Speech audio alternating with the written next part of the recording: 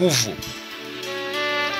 Ili hii sentensi umtie na nguvu, neno nguvu ni sawa na neno hodari ambalo limetumika kwenye kitabu cha Mwanzo 25:23. Anasema umtie na nguvu. Angalia kuanzia mstari wa 25.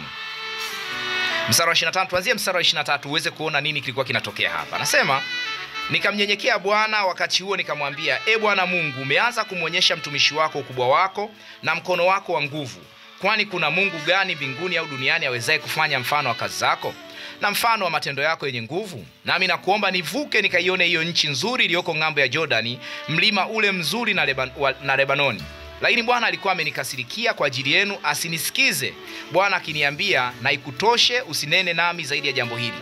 Kwea katika kilele cha Pisga, ukainue macho yako upande wa magharibi na kaskazini na kusini na mashariki, ukatazame kwa macho yako, kwa maana hauvuki mto huu wa Yordani.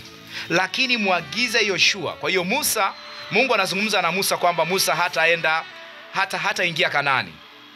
Na maana hataingia Kanaani, hatafanya kazi ya kuwavusha wana wa Israeli ili akawarithishe Kanaani. Lakini atakayefanya hii kazi ni nani? Anasema mtie moyo mkuu nani? Yoshua.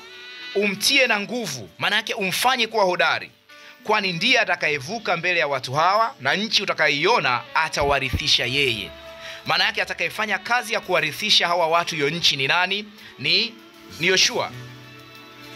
Kwa hiyo msamiati umtie na nguvu, hii neno nguvu maana yake mfanye hodari, kwa sababu huu hodari ndio utakaomfanya Yoshua awarithishe hawa watu hiyo nchi ambayo anaielekea. Utazame tena msamiati kwenye Kumbukumbu la Torati 31:23.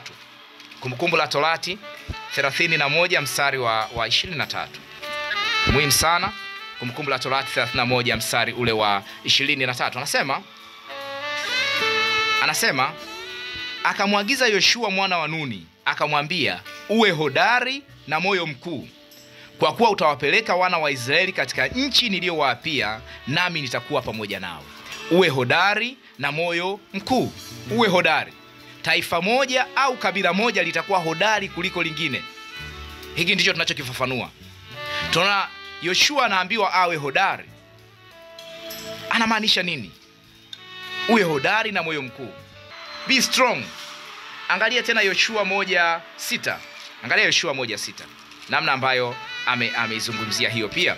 Yoshua 1:6 anasema, uwe hodari na moyo wa ushujaa, maana ni wewe utakayewarithisha watu hawa nchi hii niliyowaapia baba zao ya kwamba nitawapa. Manake huu moyo wa ushujaa, huo uhodari ndio moyo wa ushujaa wenyewe. Hazungumzi kuhusu vitu viwili tofauti. Manake huo uhodari ndio moyo wa ushujaa wenyewe.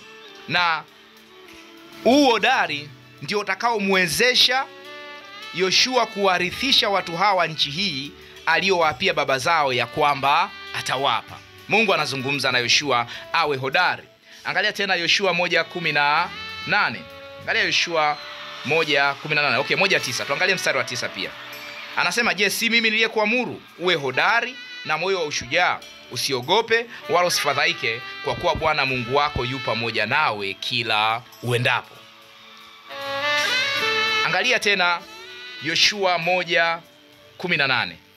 Yoshua 1:18 anasema, kila mtu atakayeiasi amri yako, asiyasikilize maneno yako katika mambo yote utakayomwamuru, atauawa. Uwe hodari na moyo wa ushujaa. Hilo tu. Yeyote ambaye hatasikiliza maneno ya Yoshua anasema atauawa.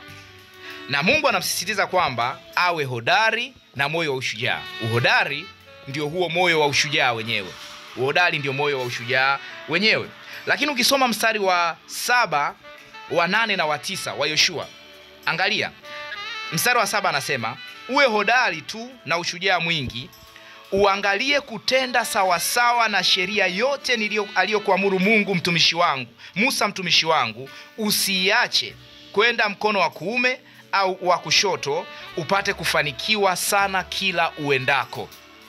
Uwe hodari tu na ushujaa mwingi, uangalie kutenda sawasawa na sheria yote aliyokuamuru Musa mtumishi wangu, usiache kwenda mkono wa kuume au wa kushoto, upate kufanikiwa sana kila uendako.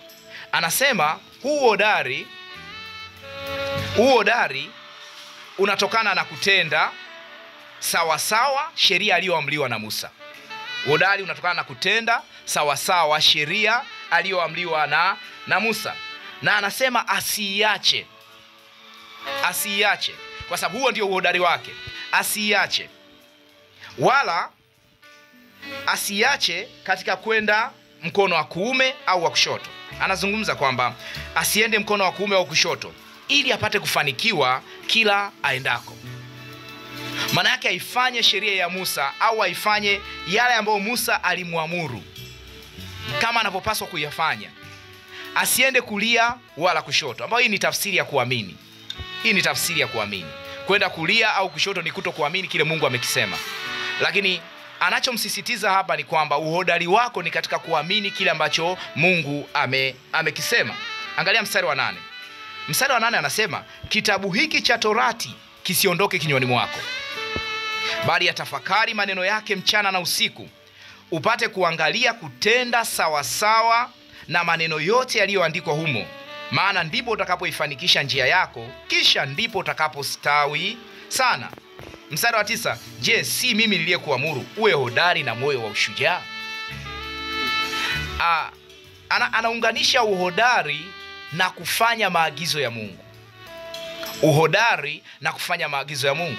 Kwa hiyo uhodari wa Yoshua na ushujaa wake haukuwa katika kujiamini kwamba ninapaswa nilifanye hili, lakini ilikuwa ni katika kuamini kile Mungu alichomwambia.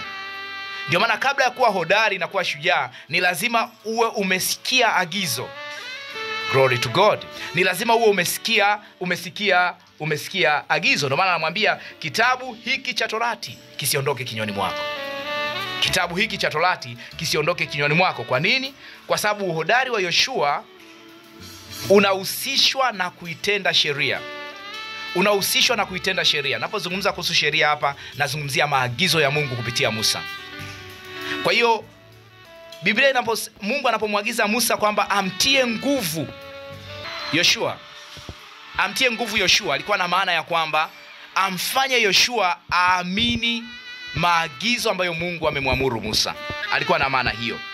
Kwa hiyo ili afanikishe jukumu la kuwarithisha watu nchi ya Kanaani, kwa sababu mafanikio tunayozungumza hapa ambayo Mungu anazungumza naye kwamba upate kufanikiwa sana kila uendako, ni katika kusudi ambalo Yoshua analo. Kusudi la Yoshua ni kwamba anaenda kuwarithisha hawa wana wa Israeli nchi ya Kanaani. Kwa hiyo ili aweze kuwarithisha, ni lazima aweze kushika kitabu cha Torati, aweze kushika maagizo ambayo ameamriwa na Musa. Kwa kushika hayo ndiko kutakakomfanya aweze kuwarithisha hawa watu nchi ya Kanaani. Na tunafahamu kwamba Kanaani ni kivuli cha Kristo. Kanaani ilikuwa ni kivuli cha Kristo. Katika ufahamu ambao Mungu alikuwa anauweka kwao, alikuwa anataka waweze kuona zaidi ya Kanaani. Maana yake waweze kuona ukombozi ulio katika Kristo.